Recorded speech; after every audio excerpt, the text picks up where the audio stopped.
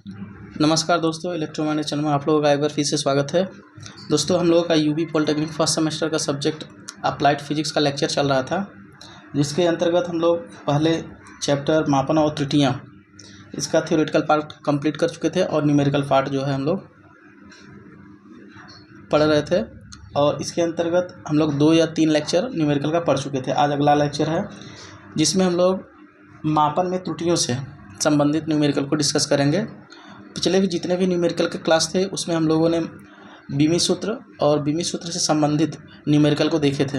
आज हम लोग केवल मापन और मापन से संबंधित न्यूमेरिकल प्रॉब्लम को देखेंगे।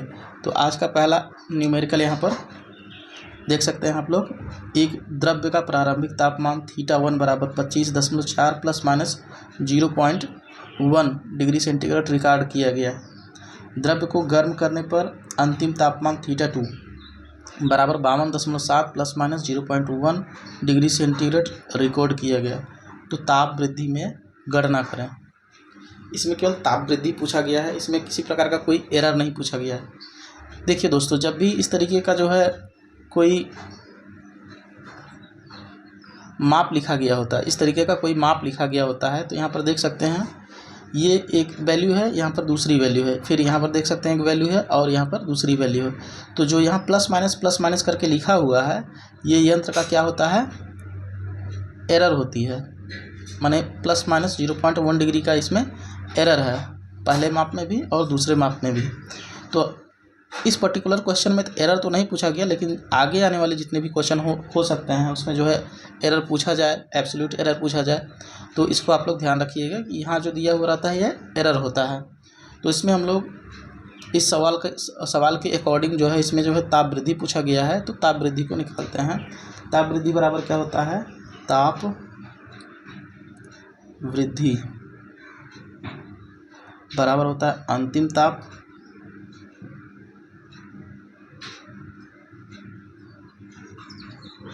माइनस प्रारंभिक ताप।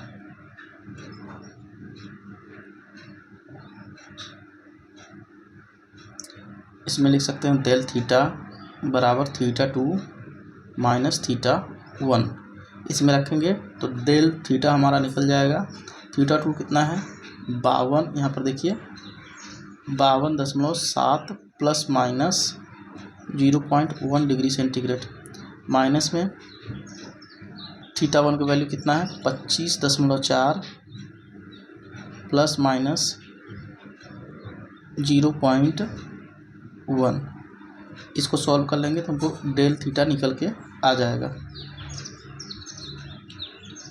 ये हो जाएगा 52.7 प्लस माइनस 0.1 माइनस में 25.4। देखिए यहाँ पर इस माइनस का जब गुणा होगा तो ये प्लस माइनस पहले से है, प्लस माइनस ही फिर भी रहेगा, प्लस माइनस, क्योंकि प्लस में गुणा होगा तो वो माइनस हो जाएगा और माइनस में गुणा होगा तो प्लस हो जाएगा, तो ये प्लस माइनस ही रहेगा। तो 0.1 यहाँ पर देख सकते हैं आप थीटा, डेल थीटा, इसको और इसको घटा लेंगे हम लोग। जो पूर्णांक वैल्यू है, पूर्णांक नहीं, ये वैल्यू जो, इसको हम लोग घटा लेंगे। तो इसको घटाएंगे जब, तो 7 में से 4 घटाएंगे तो यहाँ 3 आ जाएगा दशमलव, यहाँ पर फिर 12 में से 5 घटाएंगे तो 7 आ जाएगा, यहाँ 4 बचेगा, 4 में से 2 घटाएंगे तो 2 आ जाएगा, 27.3। और ये प्लस माइनस जो लिखा हुआ है एरर हमेशा जुड़ जाता है, तो ये 0.1 एरर है, यहाँ पर 0.1 एरर है, तो प्लस माइनस 0.2 हो जाएगा। तो इस तरीके से हम लोग ताप वृद्धि निकाल सकते हैं। ये रहा हमारा आज का दूसरा न्यूमेरिकल, जिसमें किसी गोले के त्रिज्या मापन में 0.3% का एरर है। तो गोले के आयतन में जो मापन में जो एरर आएगा उसको हमको पता करना है। तो सबसे पहले हम लोग क्या करेंगे, गोले के आयतन और गोले की त्रिज्या में क्या रिलेशन है उसको डिफाइन करेंगे।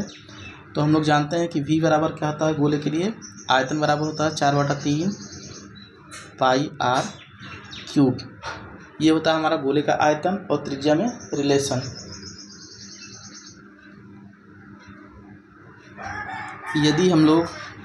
यदि गोले के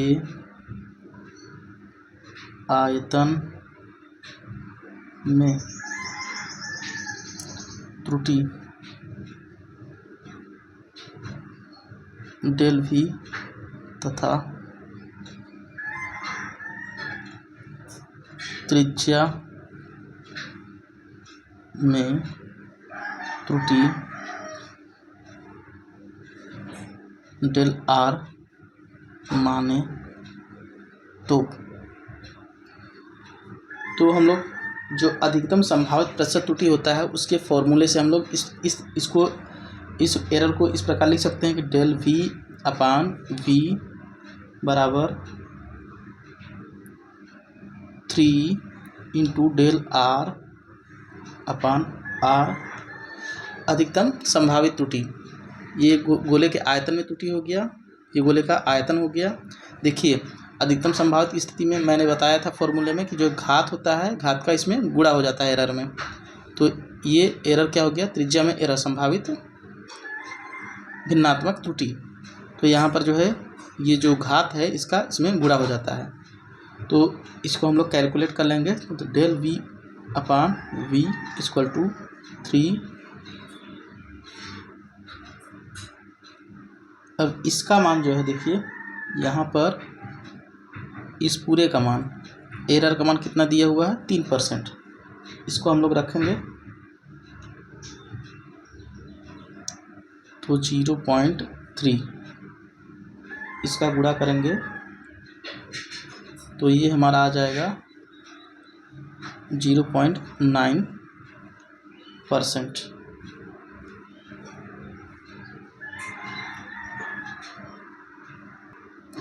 ये रहा हमारा अगला न्यूमेरिकल। इसमें देख सकते हैं जो पिछला न्यूमेरिकल था उसके समान ही सेम वैल्यू है, केवल इसमें अंतर इतना रखा गया कि वहाँ पर जो है गोला था, यहाँ पर क्या है घन है। तो घन के आयतन में कितने प्रतिशत की त्रुटि होगी यदि घन के भुजा मापन में क्या है 3% की एरर हो। तो इसको हम लोग घन की भुजा और घन के आयतन में पहले रिलेशन निकाल लेंगे। तो क्या होता है, V बराबर होता है A³ होता है, जहाँ V क्या है वॉल्यूम है और A क्या है घन की भुजा है। तो इसमें निकाल लेंगे अधिकतम संभावित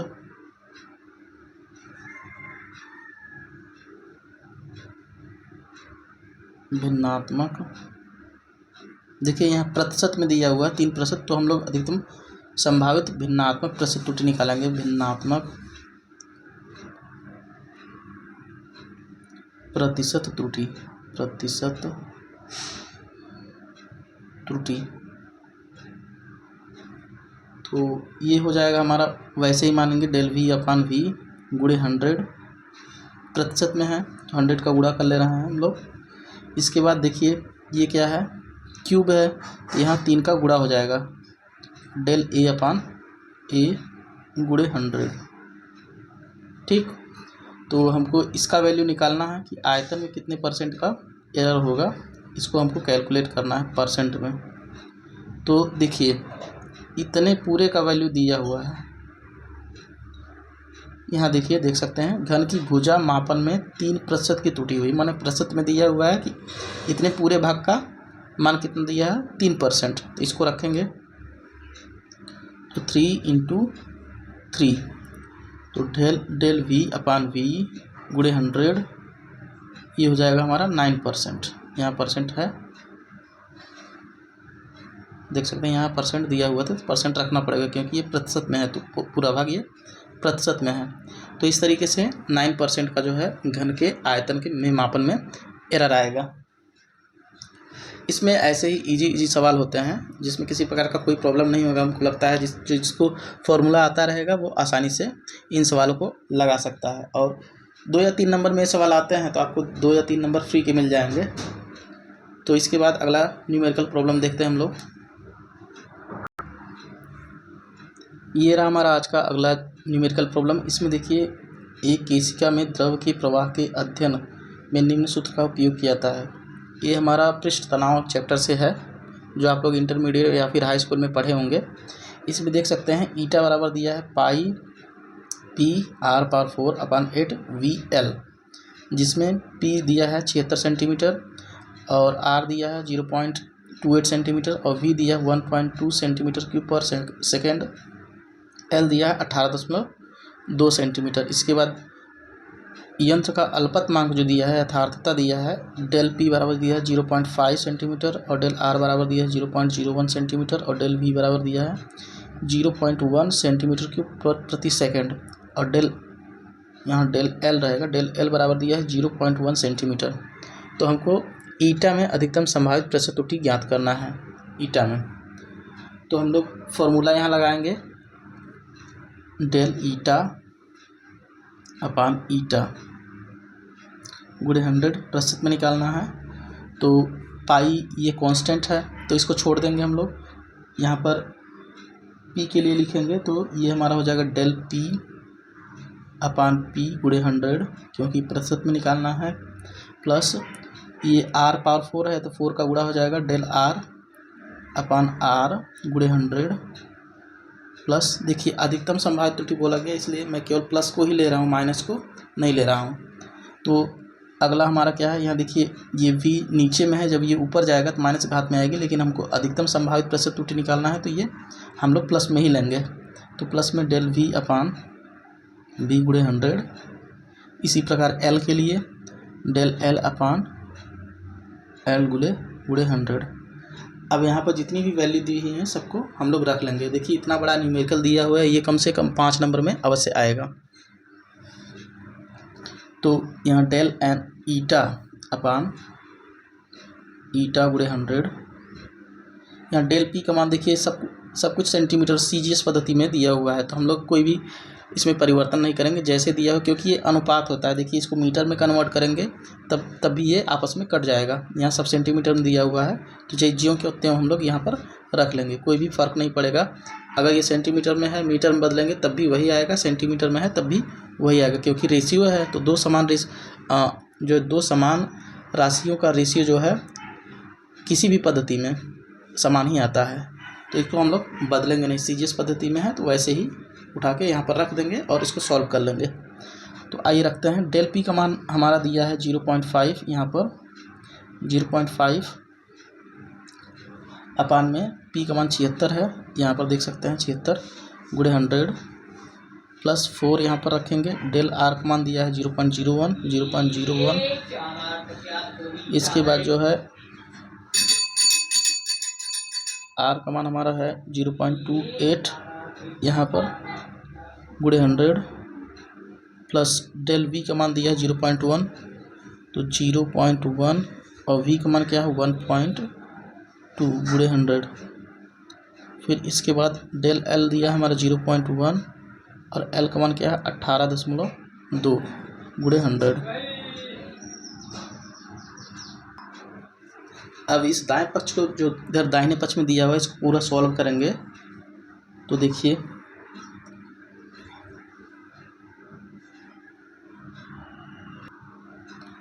इसको सॉल्व करेंगे तो ये हमारा आ जाएगा इतने का मान आ जाएगा 0.0065 गुणे ये 100 यहाँ रहेगा। अब इसको भी सॉल्व करेंगे तो हमारा ये कुछ वैल्यू आ जाएगा 4 डिवाइडेड बाई 0.28, तो ये हमारा आ जाएगा 1 मिनट,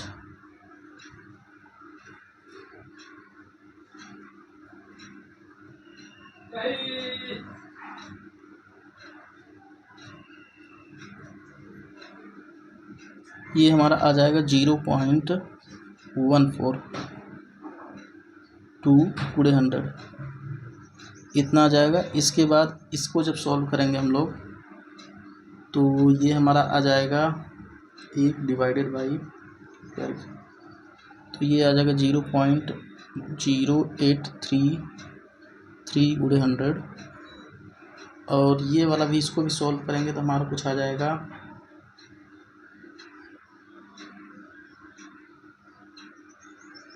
ये हमारा आ जाएगा 0.0054 गुणे 100।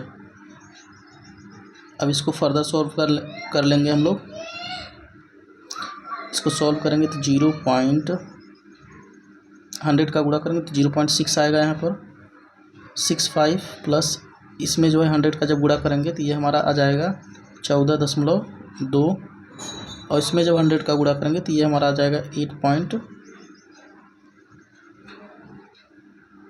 8.33, और इसमें जब 100 का गुणा करेंगे तो ये हमारा आ जाएगा 0.54।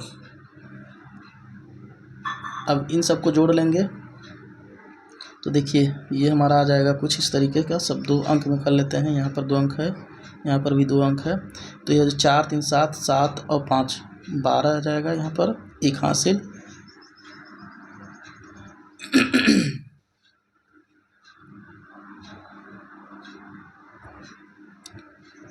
सात 5 12, 5 5 3 8, 8 2 10, 10 और 6 16, 16 और 1 17, और यहाँ पर आ जाएगा 1 हासिल था तो 9 हो जाएगा। 9 9 और 4 13, यहाँ दशमलव लग जाएगा 13, फिर 1 हासिल बचेगा तो ये हो जाएगा 23.72%। इतने का एरर आएगा। इसके बाद अगला न्यूमेरिकल प्रॉब्लम देखते हैं हम लोग।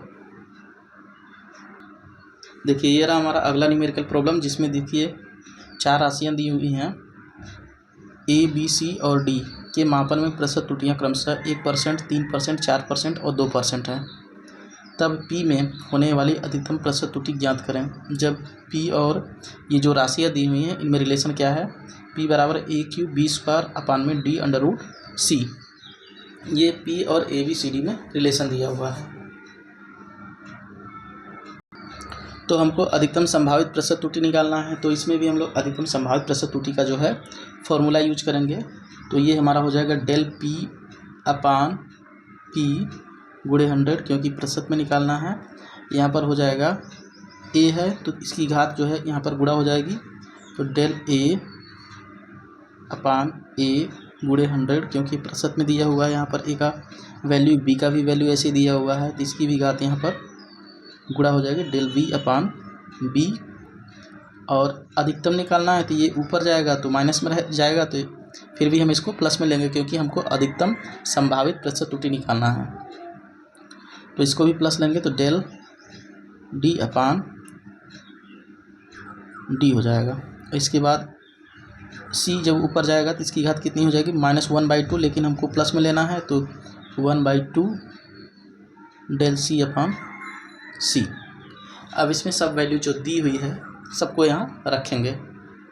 तो यहाँ 3 del A का मान कितना दिया हुआ है, इतने का मान पूरा का देखिए प्रतिशत में ही दिया हुआ है। सब का मान यहाँ 100 का गुणा होगा, यहाँ भी 100 का गुणा होगा, और यहाँ भी 100 का गुणा होगा। सब में 100 का गुणा होगा क्योंकि प्रतिशत में दिया हुआ है। तो इतने का वैल्यू कितना दिया है, यहाँ पर 1% दिया हुआ है। इसको रखेंगे +2, फिर इतने का वैल्यू कितना दिया हुआ है, 3% दिया हुआ है, इसको रखेंगे। फिर यहाँ D के मापन में भी कुछ C के मापन में, देखिए ये C के मापन में है, मैंने उल्टा कर दिया, थोड़ा सा D को पहले ले लिया, C को, चलो ठीक है। यहाँ पर D का मान रखेंगे। D का जो है दिया हुआ है 2%, तो यहाँ D का रख देंगे। ये इतने का पूरा भाग दिया हुआ है 2%, तो इसको रखेंगे, 2 हो गया। इसके बाद C के मापन में कितना दिया हुआ है, 4% यहाँ पर, तो +1/2 × 4। इसको सॉल्व करेंगे तो देखिए यहाँ पर आ जाएगा 3, क्योंकि 3 का 1 में जब गुणा होगा तो 1 ही आएगा, और ये हो जाएगा हमारा 6, और ये हमारा हो जाएगा 2, और इसको काटेंगे तो यहाँ पर हमारा 2 बचेगा +2। इसको जोड़ लेंगे तो हो जाएगा हमारा 6 3 9, 9 2 11, 11 और 2 13%। क्योंकि ये सब वैल्यू जो है परसेंट में दी हुई है, तो ये जो उत्तर आएगा del P/P गुणे 100, ये भी हमारा परसेंट में आएगा। तो इस तरीके से जो है हम लोग मापन में अधिकतम संभावित प्रतिशत त्रुटि या फिर मापन में अधिकतम संभावित भिन्नात्मक प्रतिशत त्रुटि वो कैलकुलेट कर सकते हैं। तो आज के वीडियो लेक्चर में इतना ही रहेगा। अगर ये वीडियो लेक्चर आप लोगों को अच्छा लगा है तो अपने दोस्तों में शेयर करें, चैनल को सब्सक्राइब करें और लाइक करें, और किसी भी प्रकार का कोई क्वेरी हो तो जो है कमेंट बॉक्स में आप लोग लिख सकते हैं। आपको यथावत जो है उसमें जो है हेल्प किया जाएगा। धन्यवाद।